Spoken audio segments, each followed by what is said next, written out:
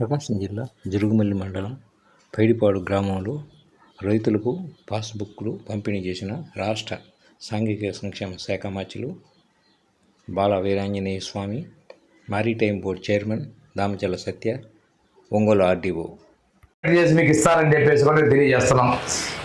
ఇదిగా మీకు చేసే విధంగా ప్రభుత్వం ముందుంది. సకాలంలో ఎరువులు, పురుగు మందులు అల్లే విధంగా కూడా ప్రభుత్వం చర్యలు తీసుకుంటా ఉంది. మనకి ఎప్పుడూ లేని విధంగా అన్నదాత సుఖీభవ, భారతదేశంలోనే అత్యధిక మొత్తంలో అన్నదాత సుఖీభవ కింద రైతులకు డబ్బులు ఇస్తున్న ప్రభుత్వం ఏదైనా ఉందంటే చంద్రబాబు నాయుడు గారి సారథ్యంలో ఉన్నటువంటి తెలుగుదేశం, జనసేన, బీజేపీలో ఎన్డీఏ ప్రభుత్వం నేను చెప్తున్నా. కేంద్ర ప్రభుత్వం 6,000 ఇస్తుంది, మనం 14,000 ఇస్తున్నాం. మొదటి విడత 7,000 మీ ఖాతాలోకి వచ్చినాయా? రెండో విడత 7,000 వచ్చినాయా? మూడో విడత 6,000 వచ్చినాయా? రాలా. 14,000 ఇచ్చాం. మూడో విడత కేంద్రం ఇచ్చిన వెంటనే 6,000 రూపాయలు కూడా మీకు జమ చేయడానికి ప్రభుత్వం సిద్ధంగా ఉంది. ఇక్కడ మనం పారిపోయేవాళ్ళం కాదు, మీకు జవాబు చెప్పేవాళ్ళం.